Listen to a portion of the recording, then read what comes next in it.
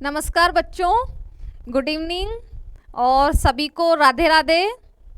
स्वागत है आपका आपके अपने यूट्यूब चैनल पर। और इससे पहले मैं आपको पढ़ाने से पहले एक इन्फॉर्मेशन दे देती हूँ। अपनी क्लासेज रहेंगी मंडे टू फ्राइडे, वीक में 5 डे क्लास रहेगी। कल मैं क्लास नहीं ले पाई थी, आ गई थी मैं स्टूडियो में, थोड़ा टेक्निकल प्रॉब्लम थी इसलिए कल क्लास नहीं हो पाई। आप लोगों ने वेट भी किया, उसके लिए सॉरी। आगे से मैं आपको इन्फॉर्म करने का ध्यान रखूंगी। आप पहले तो टेलीग्राम चैनल को ज्वाइन कर लो, टेलीग्राम पे मैं आपको इन्फॉर्मेशन दे दूंगी। टेलीग्राम चैनल का नाम है पारुल आडवाणी साइंस, इसी नाम से आप टेलीग्राम पे सर्च करना, चैनल आपको मिल जाएगा। और जो अपन पढ़ रहे हैं उसके मैंने नोट्स भी, लीवर पढ़ाया है तो लीवर के नोट्स मैंने अपलोड कर दिए हैं उस पर, हिंदी में और इंग्लिश दोनों में। अब मसल्स जैसे अपन पढ़ रहे थे लास्ट क्लास में, मैंने आपको मसल्स के बारे में पढ़ाया था, तो अब मसल्स के नोट्स मैं कल तक उस पर डाल दूंगी, तो आप वहाँ से PDF ले लेना। अब कल क्लास नहीं हो पाई थी तो मैं आपको सैटरडे को एक्स्ट्रा पढ़ा दूंगी। वीक में 5 डे पढ़ेंगे तो आप सैटरडे संडे को वेट मत करना। इस बार सैटरडे को पढ़ाऊंगी, बाकी आगे से आप ध्यान रखना, क्योंकि कल भी बच्चों के मैसेज आ रहे थे कि मैडम क्लास कैसे नहीं हुई, आप आए नहीं। तो कल थोड़ा टेक्निकल इश्यू था, मैं तो आ गई थी, तो अब इसके लिए सॉरी तो मैंने आपको बोल ही दिया है। मैं खुद भी थोड़ा सा परेशान हो गई थी कल आके और फिर क्लास नहीं हुई थी। तो अब अपन मसल्स के बारे में पढ़ रहे थे। देखो, मसल्स को एक बार रिवाइज करवाती हूँ, और मैंने 2 क्वेश्चन भी दिए थे, कुछ बच्चों ने क्वेश्चन के आंसर भी दिए हैं। चलो 1-2 ने गलत दिए, बट आपने अपने अकॉर्डिंग सही दिया था, वो मैं अभी क्लियर कर दूंगी उसका क्या प्रॉब्लम है आपकी। मायो या सार्को वर्ड बताया था मैंने आपको। मायो या सार्को वर्ड किसके लिए होता है? मांसपेशियों के लिए। मांसपेशियों की कुल संख्या मैंने आपको कितनी बताई थी? 639। मांसपेशियों में प्रोटीन कौन सा बताया था मैंने आपको? एक्टिन, मायोसिन और ट्रोपोनिन।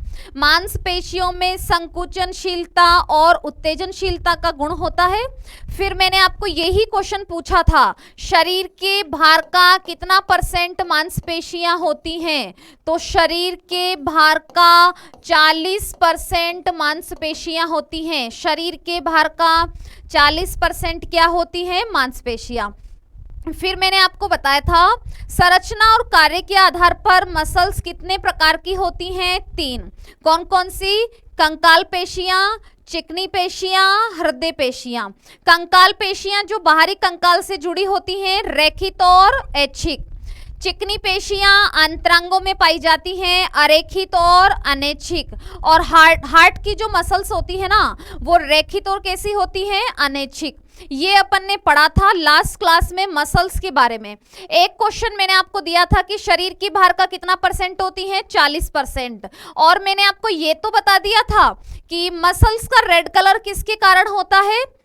मायोग्लोबिन के कारण। और मैंने आपसे क्वेश्चन पूछा था रक्त का लाल रंग, रक्त का लाल रंग, रक्त का लाल रंग किसके कारण होता है? आप लोगों ने अपनी तरफ से बिल्कुल सही प्रयास किया था, हीमोग्लोबिन के कारण। लेकिन देखो, यदि ऑप्शन में ऑक्सी हीमोग्लोबिन है ना, तो पहले आंसर ऑक्सी हीमोग्लोबिन ही देना होगा आपको। Red colour of blood due to oxyhaemoglobin, रक्त का लाल रंग ऑक्सी हीमोग्लोबिन के कारण होता है। आपको ये जो बाहर की साइड दिख रही है ना हाथ में, अपने देखो, मेरे तो क्या दिखेगी तुम्हें, ये तुम्हें ब्लू ब्लू सी दिखती है ना, ये वेन्स होती हैं। इनमें भी तो हीमोग्लोबिन होता है ना, लेकिन ये इम्प्योर ब्लड है, इसमें हीमोग्लोबिन है बट ऑक्सीजन नहीं है, इसलिए अपने को ब्लू दिख रहा है। अंदर की साइड में अपने रेड कलर है, क्योंकि अपन सांस में ऑक्सीजन गैस लेते हैं ना। अब यहाँ से काट देते हैं ना, बहुत से दिलजले काट देते हैं, तो खून निकलकर बाहर कैसा आता है? लाल। क्योंकि जैसे ही वो वायुमंडल में आया है ना, ऑक्सीजन के संपर्क में आते ही क्या बन गया? Oxy haemoglobin. तो रक्त का लाल रंग किसके कारण होता है? ऑक्सी हीमोग्लोबिन के कारण। तो ये आपके क्वेश्चन थे लास्ट क्लास के। इसके बाद में देखो, इसके बाद में मैं आपको ये बता रही हूं कि कौन सी मसल शरीर में बड़ी है, कौन सी छोटी है।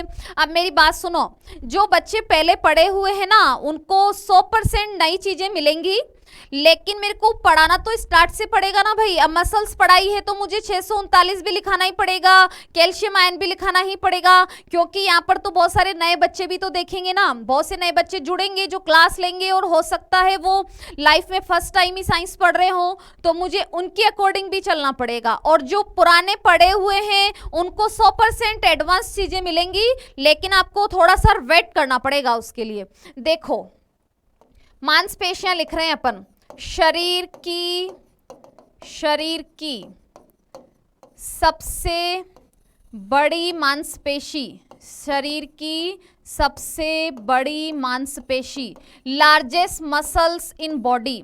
ये बड़ी को इंग्लिश में क्या कहते हैं? बड़ी के लिए इंग्लिश वर्ड क्या होता है? लार्जेस्ट।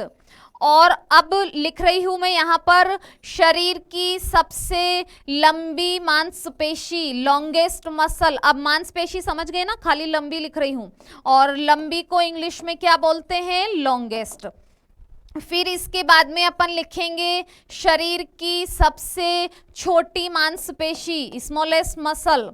इसके बाद में हम लिखेंगे शरीर की सबसे मजबूत मांसपेशी, स्ट्रॉन्गेस्ट मसल। फिर इसके बाद में अपन लिखेंगे शरीर की सबसे व्यस्ततम मांसपेशियां। व्यस्ततम किसकी होती है मसल्स? आप अपने अकॉर्डिंग देखा, सोच के आंसर देना। सबसे व्यस्ततम ऑर्गन कौन सा है? शरीर का सबसे व्यस्ततम अंग कौन होता है? हार्ट।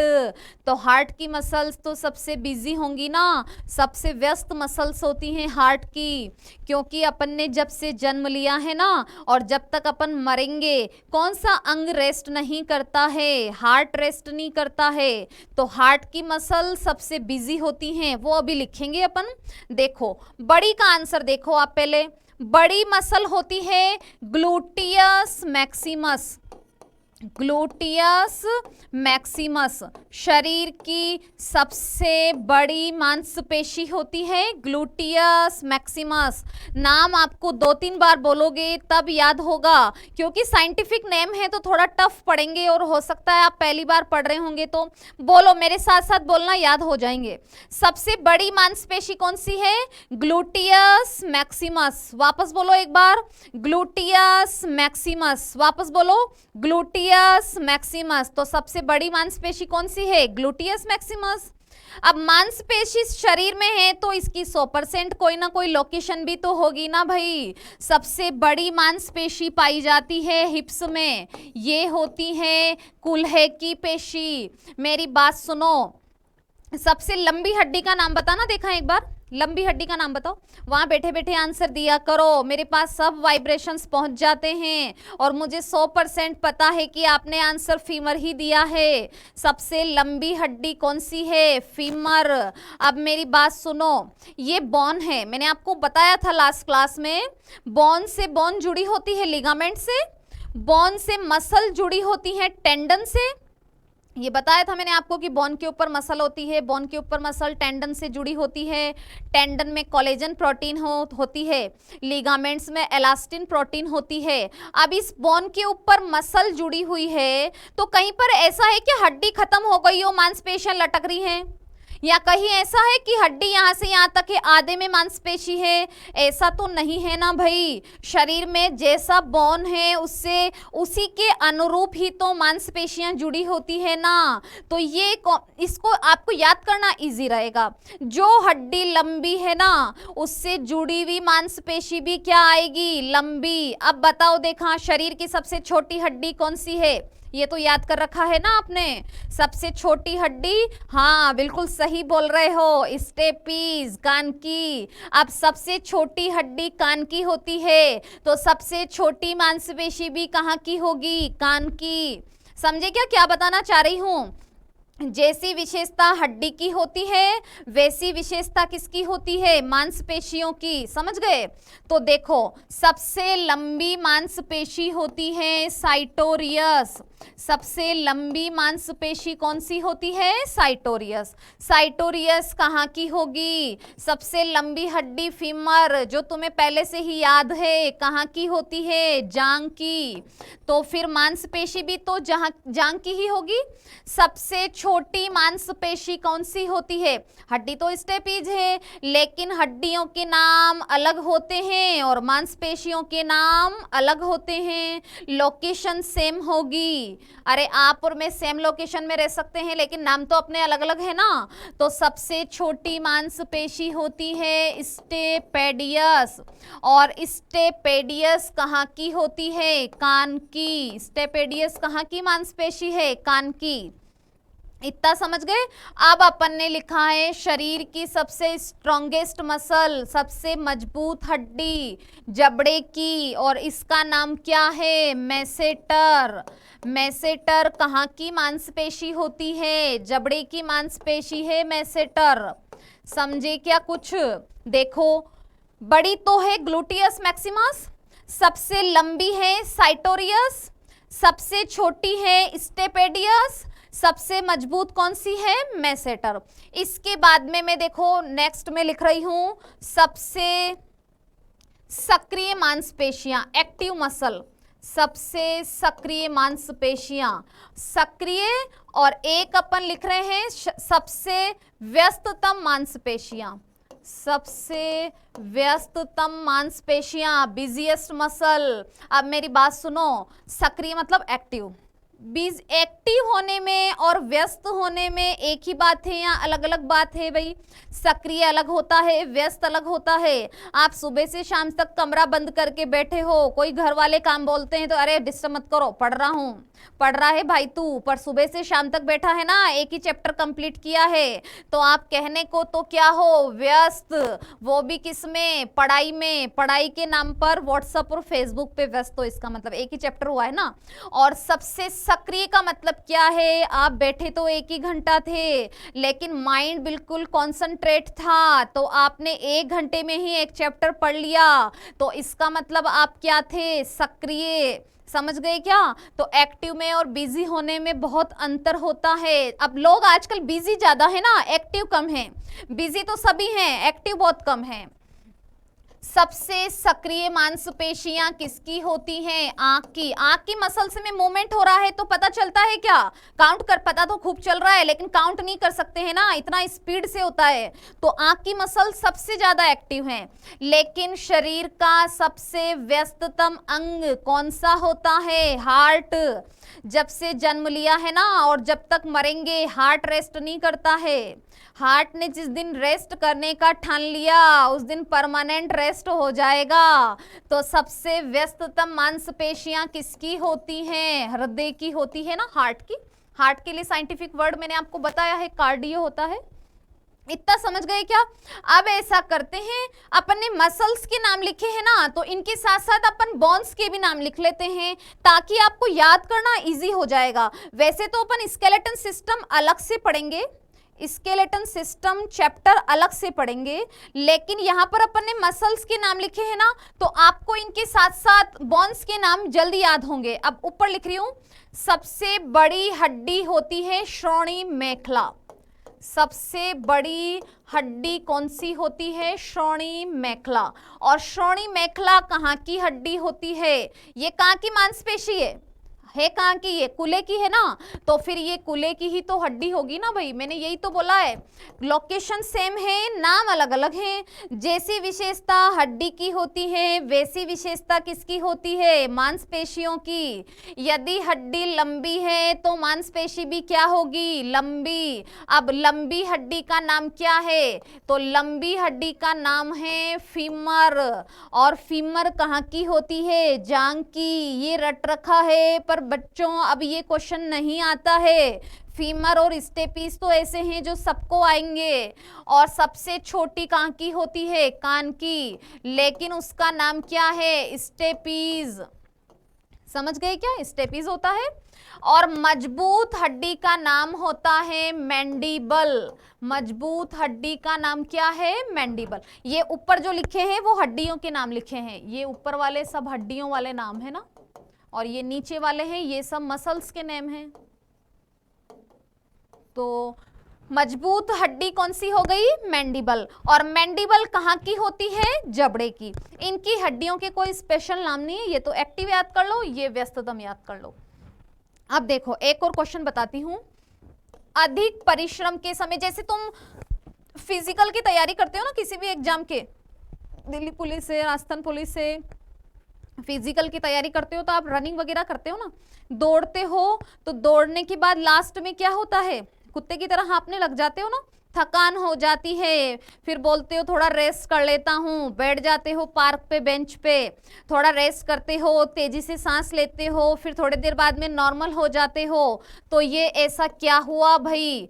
अधिक परिश्रम के समय, due to hard work, at the time of hard work, अधिक परिश्रम के समय, अधिक परिश्रम के समय मांसपेशियों में, अधिक परिश्रम के समय मांसपेशियों में कौन से अम्ल का डिपोजिशन होता है? मांसपेशियों में लैक्टिक अम्ल का जमाव होने के कारण लैक्टिक एसिड का डिपोजिशन होता है। लैक्टिक अम्ल का जमाव होने के कारण, लैक्टिक अम्ल का जमाव होने के कारण अपने को किसका अनुभव होता है? थकान का अनुभव होता है, थकान का अनुभव होता है। ये क्या हुआ भाई? ये सब क्या हुआ? ये सब ऐसे हुआ, देखो इधर। नॉर्मली आपने खाना खाया, खाने का उद्देश्य क्या होता है? अरे खाने का उद्देश्य ऊर्जा प्राप्ति होता है। वैसे कुछ लोग हैं जो खाने के लिए जी रहे हैं, लेकिन खाने का उद्देश्य ओनली ऊर्जा प्राप्ति है, जिससे अपन जीवन जी सके। भोजन का अपने शरीर में क्या होता है? पाचन। भोजन का क्या होता है? पाचन। पाचन का मतलब क्या होता है? टूटना। पाचन शब्द का अर्थ क्या होता है? टूटना। और पाचन के द्वारा भोजन के जो जटिल अणु होते हैं वो किसमें बदल जाते हैं? सरल अणुओं में। Complex molecule break down into simple molecule. भोजन का सबसे पहले क्या होता है? पाचन। ये एसएससी में क्वेश्चन आया हुआ है। पाचन शब्द का अर्थ क्या होता है? टूटना। भोजन के जो कॉम्प्लेक्स मॉलिक्यूल होते हैं वो डाइजेशन के द्वारा किस में चेंज हो जाते हैं? सिंपल मॉलिक्यूल्स में। ये ध्यान रखना, पाचन से ऊर्जा नहीं मिलती है। आप सोचते हो खाना खाया, उसका पाचन हुआ और हमें ऊर्जा मिल गई। नहीं भाई, ऐसा नहीं होता है। पाचन से ऊर्जा नहीं मिलती है। ऊर्जा किससे मिलती है? श्वसन से। श्वसन में अपन कौन सी गैस लेते हैं? ऑक्सीजन। श्वसन में उस कौन सी गैस लेते हैं? अरे लेते सारी हैं, काम अपने ऑक्सीजन आती है। धीरे धीरे बताऊंगी चीजें। लेते सारी हैं, नाक पे कोई फिल्टर लगा हुआ नहीं है जो ऑक्सीजन ही जाएगी, काम ऑक्सीजन आती है। ऑक्सीजन की प्रेजेंस में ग्लूकोज टूटता है और क्या बनती है? ऊर्जा। समझ गए क्या? ऑक्सीजन की उपस्थिति में ग्लूकोज टूटता है और क्या बनाता है? ऊर्जा। वापस सुनो, ये इसको समझाने के लिए ये सारी चीजें बता रही हूं। और ये सारी चीजें अपने को पढ़नी है ना भाई। डाइजेस्टिव सिस्टम आप पढ़ोगे, रेस्पिरेटरी सिस्टम आप पढ़ोगे, तो उसकी समरी ही तो बता रही हूं यहाँ पर। पाचन शब्द का अर्थ क्या होता है? टूटना। किसका? किसमें? जटिल का सरल में। भोजन के जो जटिल अणु होते हैं वो किसमें बदल जाते हैं? सरल अणुओं में। अरे पाचन का मतलब होता है आटा पीसने वाली चक्की। गेहूं को पिसवा के लाते हो तो क्या रोटी मिल गई क्या? रोटी तो घर आके ही बनाते हो ना। उस चक्की ने तो उसके जो बड़े बड़े पार्टिकल्स थे उसको पाउडर में कन्वर्ट कर दिया। तो पाचन तंत्र एक चक्की का काम करता है जो इस भोजन को पीसता है और उसको सरल अणुओं में चेंज कर देता है। इसके बाद में अपन क्या करते हैं? श्वसन। श्वसन में कौन सी गैस लेते हैं? ऑक्सीजन। ग्लूकोज ऑक्सीजन की उपस्थिति में क्या बनाता है? ऊर्जा। अपने शरीर में ऊर्जा किस रूप में पाई जाती है? एटीपी। एटीपी होता है एडिनोसाइन ट्राइफॉस्फेट। खूब आएगा अभी ये नाम, मैंने इसलिए बोला क्योंकि तुम्हारे मन में सवाल आएंगे, फिर आप ये कहोगे कि मैडम ने तो आंसर ही नहीं बताया था इसका। एटीपी एडिनोसाइन ट्राइफॉस्फेट होता है, खूब बार आएगा, अभी तो पढ़ना स्टार्ट किया है ना अपन ने। अब देखो, जब ऑक्सीजन सफिशिएंट होती है ना तो ग्लूकोज टूटकर क्या बनाता है? ऊर्जा। लेकिन जब आप रनिंग करते हो आपकी ऊर्जा क्या धीरे धीरे शरीर में ऑक्सीजन की क्या हो जाती है? कमी। तभी तो तेजी से सांस लेते हैं ना अपन। तेजी से सांस लेने का मतलब है ज्यादा ऑक्सीजन खींच रहे हैं, क्योंकि शरीर में ऑक्सीजन की क्या हो गई है? कमी। और ग्लूकोज ऑक्सीजन की कमी में टूटता है। ग्लूकोज ऑक्सीजन की कमी में टूटता है तो क्या बनाता है? लैक्टिक एसिड, लैक्टिक अम्ल। और लैक्टिक अम्ल के कारण किसका अनुभव होता है? थकान का। समझ गए क्या? ग्लूकोज ऑक्सीजन की उपस्थिति में टूटेगा तो ऊर्जा बनाएगा, और ऑक्सीजन की एब्सेंस में टूटेगा तो लैक्टिक एसिड बनाएगा, और लैक्टिक एसिड के कारण अपने को किसका अनुभव होता है? थकान का। फिर आप बैठ जाते हो कि रेस्ट कर लेता हूँ, रेस्ट करते हो तो लैक्टिक एसिड वापस किस में बदल जाता है? ग्लूकोज में, और वापस क्या बनने लग जाती है? ऊर्जा। समझ गए बात को? तो देखो, अधिक परिश्रम के समय मांसपेशियों में लैक्टिक अम्ल के जमाव के कारण किसका अनुभव होता है? थकान का। कैसे हुआ ये मैंने आपको सारा समझाया है। पाचन से भोजन टूटा, श्वसन से ऊर्जा मिली, लेकिन ऑक्सीजन सफिशिएंट है तब ऊर्जा बनेगी ना। यदि ऑक्सीजन की कमी हो गई तो लैक्टिक एसिड बनेगा, और लैक्टिक एसिड बनेगा तो किसका अनुभव होगा? थकान का। थकान का अनुभव होगा तो आप क्या करोगे? रेस्ट करोगे तो वापस लैक्टिक एसिड किस में कन्वर्ट हो जाएगा? ग्लूकोज, और वापस क्या बनने लग जाएगी? ऊर्जा। इतना आप समझ गए होंगे। अब मैं आपको मसल्स की क्या बता रही हूं? स्ट्रक्चर। मसल्स की अपन क्या पढ़ रहे हैं? संरचना। स्ट्रक्चर ऑफ मसल, संरचना को बोलते हैं स्ट्रक्चर। संरचना को स्ट्रक्चर। मसल्स की स्ट्रक्चर देखो, मसल्स किससे बनी होती हैं? शरीर में हर चीज कोशिकाओं से बनी होती है ना। मसल्स कोशिकाओं से बनी होती हैं, और मसल्स की कोशिकाओं को क्या कहते हैं? पेशी कोशिकाएं। मसल्स भी कोशिकाओं से बनी होती हैं, और मसल सेल होती हैं पेशी कोशिकाएं। मसल सेल को हिंदी में पेशी कोशिकाएं बोलेंगे। ये जो पेशी कोशिकाएं होती है ना, ये लंबी और कैसी होती है? पतली, थिन एंड इलोंगेटेड। लंबी और पतली होती हैं, इसलिए इनको क्या कहते हैं? Muscle fibre. इसलिए इनको मसल फाइबर भी कहते हैं। समझे क्या? कुछ पेशियां होती हैं वो पेशी कोशिकाओं से बनी होती है, मसल सेल्स से बनी होती हैं।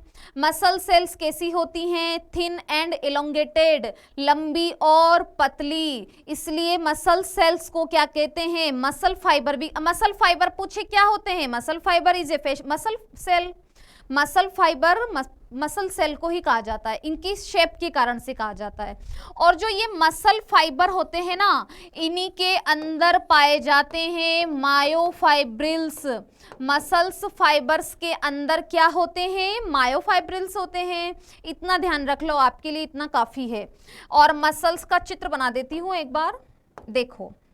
ये मैं बोल रही हूं ना कि मसल कोशिका ऐसी होती है, लंबी और मतलब पतली हो गई ना, इलोंगेटेड थिन होती है। इस मसल कोशिका के अंदर क्या भरा होता है? किसी भी कोशिका में तो भाई कोशिका द्रव्य ही भरा होता है ना। जैसे अपन सेल पढ़ेंगे तो सेल में भी कोशिका द्रव्य होता है, तो वैसे ही मसल में भी कोशिका द्रव्य होता है। मसल की जो झिल्ली होती है ना, इसको बोलते हैं सार्कोलेमा। मसल की झिल्ली को क्या बोलते हैं? सार्कोलेमा। मैंने आपको वर्ड बताया है। मसल के लिए साइंटिफिक वर्ड क्या होता है? मायो या सार्को। तो मसल की आउटर लेयर क्या कहलाती है? सार्कोलेमा। मसल में जो द्रव भरा होता है उसको क्या कहते हैं? सार्कोप्लाज्म। मसल में जो द्रव होता है वो क्या कहलाता है? सार्कोप्लाज्म। अपन नॉर्मल सेल पढ़ेंगे ना तो उसमें जो द्रव होगा वो साइटोप्लाज्म होगा, और मसल सेल में जो द्रव होता है वो सार्कोप्लाज्म कहलाता है। इसमें भी अदर सेल्स की भांति ही माइटोकॉन्ड्रिया मिलेंगे, अंतःप्रद्रवीय जालिका मिलेंगी।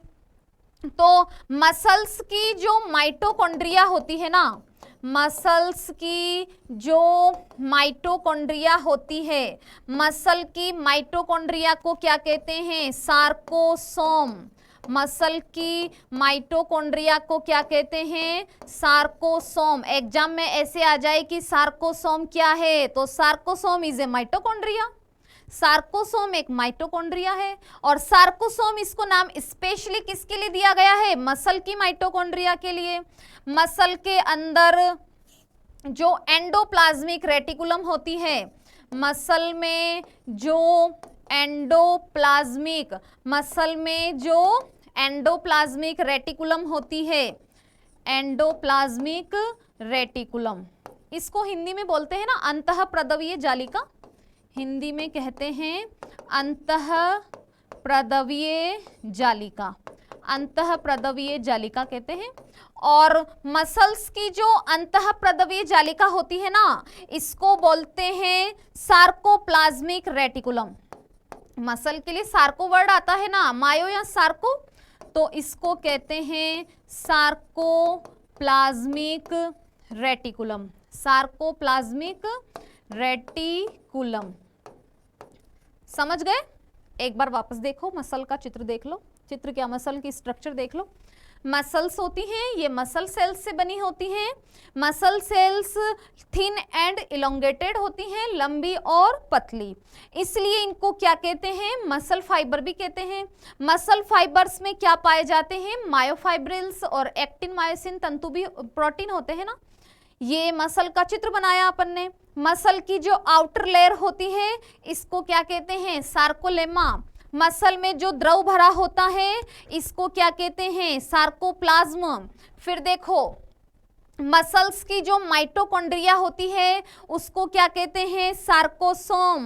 मसल की जो एंडोप्लाज्मिक रेटिकुलम होती है उसको क्या कहते हैं, सार्कोप्लाज्मिक रेटिकुलम। आपको इस वर्ड पर फोकस करना है, सार्कोसोम, सार्कोप्लाज्मिक रेटिकुलम। सार्कोसोम में बिल्कुल भी तुक्का नहीं लगेगा, माइटोकॉन्ड्रिया से नाम बिल्कुल भी मैच नहीं हो रहा है, याद ही करना पड़ेगा। ये तो फिर भी पता लग रहा है एंडोप्लाज्मिक रेटिकुलम है, तो यहाँ पर सार्कोप्लाज्मिक रेटिकुलम हो गई। अब किसी बच्चे के मन में ये आ रहा होगा कि मैडम ये माइटोकॉन्ड्रिया क्या है, ये एंडोप्लाज्मिक रेटिकुलम क्या है, तो भाई तू थोड़े दिन वेट कर, 8-10 दिन के बाद में अपन कोशिका पढ़ेंगे तो तुझे पता लग जाएगा कि माइटोकॉन्ड्रिया क्या है, एंडोप्लाज्मिक रेटिकुलम क्या है। अभी मैं आपको बेसिक चीजें पढ़ा रही हूँ, कुछ वर्ड्स पढ़ा रही हूँ, ये वर्ड्स आपकी नींव का काम करेंगे। अब एक बार शुरू से देख लो, आज मसल्स के बारे में क्या क्या पढ़ा है अपन ने। ये कल के क्वेश्चन थे ना। शरीर की सबसे बड़ी मांसपेशी ग्लूटियस मैक्सिमस कहाँ की होती है, कूल्हे की।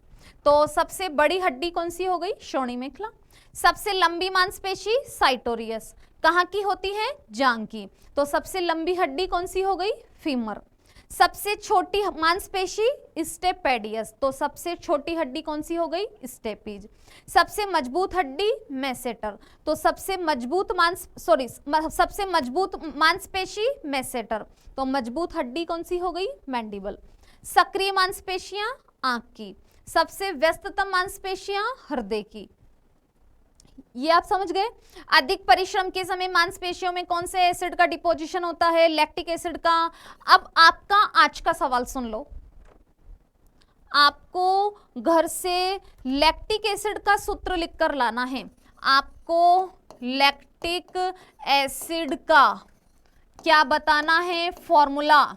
लैक्टिक एसिड तो भाई बन गया मांसपेशी में, वो तो हमने मान लिया है। लैक्टिक एसिड का सूत्र बताओ, इसका आंसर आपको कमेंट बॉक्स में देना है। आज के लिए इतना ही, कल हम नया वर्ड पढ़ेंगे। कल से अपनी क्लास कंटिन्यू होगी। मैंने आपको शुरू में भी बताया है कि वीक में 5 डे होगी।